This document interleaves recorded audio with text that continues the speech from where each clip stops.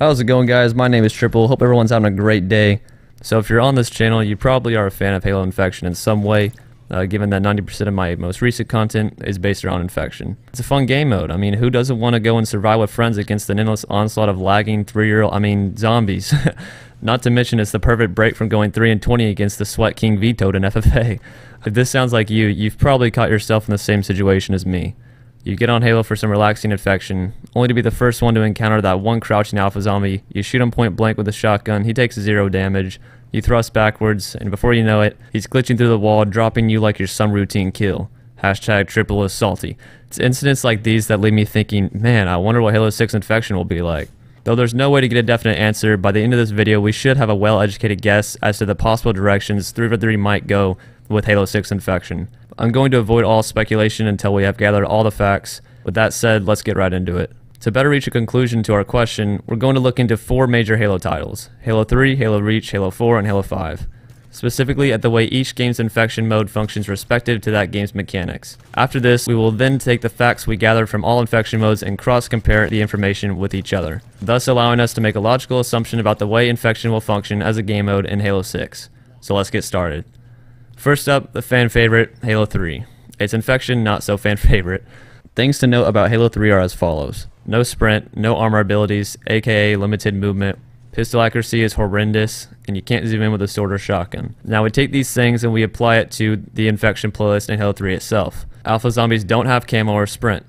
Now this would never work in other Halo titles, but the only reason it semi-works in Halo 3 is because of factors such as not being able to zoom in with most guns, for example the AR. The maps are also smaller and more compact, forcing the ground of which a human can cover to be severely less than what it is today in Halo 5. Everyone is so severely limited on movement that Bungie was able to get away with the zombies simply having swords, basic walk speed, and nothing else. Another aspect of Halo 3 Infection is the fact that humans spawn with a pistol and shotgun. On top of this, no power weapons are able to be picked up. This is acceptable because of 2 things. 1, the pistol accuracy, as said before, is horrendous. It's very difficult to land a headshot, especially at long range, and 2, alpha zombies have no perks, so the damage starting humans can deal needs to be greatly reduced. Our last aspect to mention is that humans are not granted unlimited ammo after becoming last man. This complements Halo 3's Infection, as the zombies' only perk is numbers. Having unlimited ammo last mans on the maps provided in Halo 3's sandbox combined with the insanely slow zombies would have likely resulted in too many OP power positions. So this was the base Infection in Halo 3, and although it might seem okay, and I do like the fact that it focuses on strength and numbers, it does it poorly. I think as we move through the other games, it will become clear why certain things got implemented into the game mode as time progressed. Next up is Halo Reach. Some things to note about the game. Armor abilities like Sprint, Jetpack, and Evade enhance Halo movement forever. Pistol accuracy was greatly improved, but still difficult to use in certain situations. Also, we still cannot zoom in with a sword or shotgun. So Halo Reach called its new twist on Infection Living Dead. This fan-favorite game mode allowed players to still spawn in with a pistol and shotgun. However, with the enhanced movement that the game offered, zombies would simply be no match with only the basic walk speed. This is where Bungie first introduces the concept of the alpha zombie. Players who start as a zombie at the beginning of a round would essentially be given perks that would allow them to get infections fast. Once more zombies are present, the zombies receive the natural perk of strength in numbers, and so it turns into a simple matter of proper balancing. It's also worth mentioning humans were still not allowed to pick up power weapons. This was a great choice balancing wise. In Halo Reach, Bungie countered the human sprint ability by giving the starting alpha zombies something called Evade, essentially a fast leap in a desired direction. This made it much harder for humans to shoot the alphas, as well as granted the alphas an easy escape or ambush. This also helped to balance the fact that the humans still spawned with the shotgun and pistol, and even more so the fact that the pistol accuracy was increased. Last thing to mention is once again, becoming last man meant nothing more than extra shields. Players still didn't get awarded unlimited ammo, as the zombies were still not overpowered.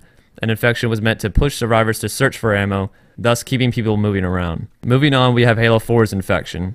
If you ever played this game mode in Halo 4, you know that this is by far the worst stage Infection had ever been in.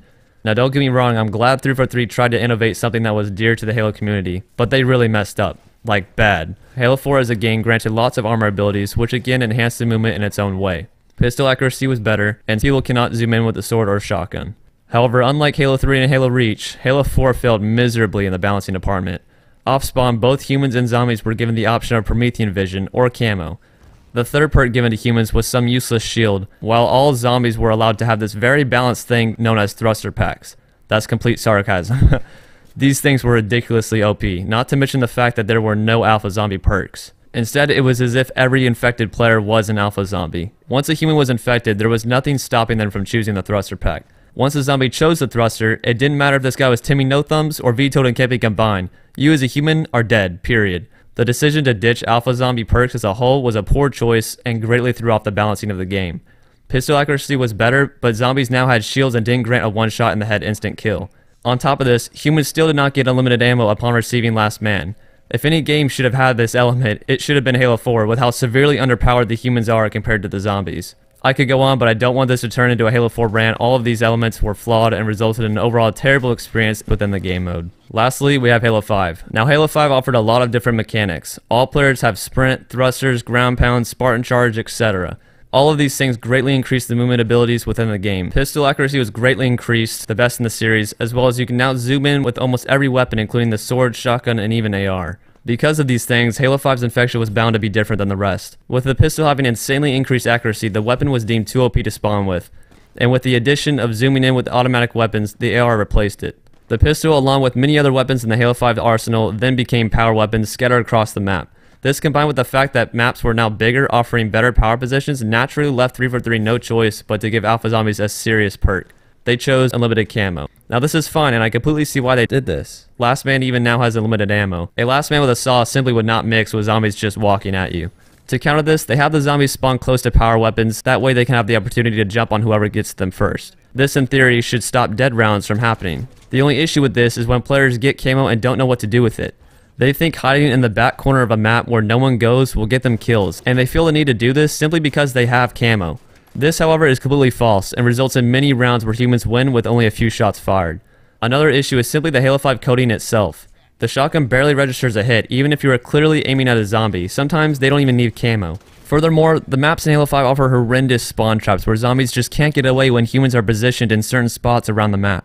Overall, Halo 5's infection is very solid. It offers medium-sized maps, lots of abilities, a variety of weapons, and unlimited ammo to allow skilled players to survive as long as they possibly can within the time limit. The issue, however, comes within the map design, the lag within the game, coding of the spawns, and camo that acts as overshields to some zombies. All in all, Halo 5's infection, though very entertaining, has its flaws just like the rest. So how do we make the perfect infection for Halo 6? With the recent additions of abilities such as the thrusters and sprint, it's obvious 343 will not be simplifying the movement in Halo 6, but likely adding more. This means that no matter what else happens with the game mode, we need alpha zombies. 343 has also made it clear that they want to keep the pistol as a power weapon which pros can utilize. This means likely we will see a return of the AR shoddy spawns with again scattered power weapons across the map. If Halo 6 cracks down on lag and hitboxes, I think camo could definitely work as an alpha perk. However, many people, including myself, are against or have mixed feelings for it, and I feel there is a better, more favorable solution. But how do we make the alpha zombies powerful enough to take on a solid DMR and 2 pistols if they don't have camo? To me, the answer lies within the things that have changed the least. That being the number of alpha zombies and the number of players in an infection lobby. Traditionally, it's been 12 people to 1 infection lobby with 2 or 3 alpha infected. The thing which this setup lacks is the appearance of the natural zombie perk, strength in numbers. Think about it. If we focus more on that, then we would be able to focus less on OP starting perks that cause frustration and conflicts during later game. Let's say we increase the player count to 16 and have 4 starting zombies. This means maps would naturally have to be bigger, but that would be a plus because it would naturally reduce spawn killing with multiple spawn locations. If this is too many players, then maybe do 15 or 14 starting humans with 3 starting zombies. Now with these 3 or 4 alpha zombies, give them unlimited sprint and give the basic zombies increased movement similar to that seen in Halo 5. Now if you're thinking this will never work because of OP spots which every player runs to at the beginning of every match, you might be right, that's a good argument. However, what if these spots, such as the Malignant Nair spot, wasn't accessible until 4 humans remain? This forces players to survive in a smaller environment, which is just big enough for spraying zombies to be able to get kills, but then once down to a certain number of humans remain, doors to power positions open up, giving the final survivors a better chance and a more enjoyable ending experience. This also adds the element of progression infection, which is becoming very popular on the custom side of infection. Obviously, these are just ideas. I do think Halo 6 infection will be much more advanced than previous titles, and this may very well be a direction they consider. Whatever they do, they must eliminate the crucial factors bringing down the playlist as it stands today. Lag, camo zombies not taking damage, large power positions taking over the map, spawn killing, and dead rounds. If they end up bringing back the voting system, we could even see progression infection be an option where traditional infection is another. Personally, I believe the traditional infection style of today with no given objective except to survive is a flawed game mode. Progression solves this. Look at why Nazi zombies in Call of Duty is so successful. You survive in one location, and once it becomes too much to handle, you have to open up doors and move to the next. If this same style can be manipulated slightly into the traditional Halo infection setting, it can solve many issues that we see today as the playlist stands. I hope you guys enjoyed my facts and ideas. Please feel free to leave your own thoughts below. I'm very interested to see what you guys come up with. This has been Trypal, guys. I'll see y'all later. Peace out.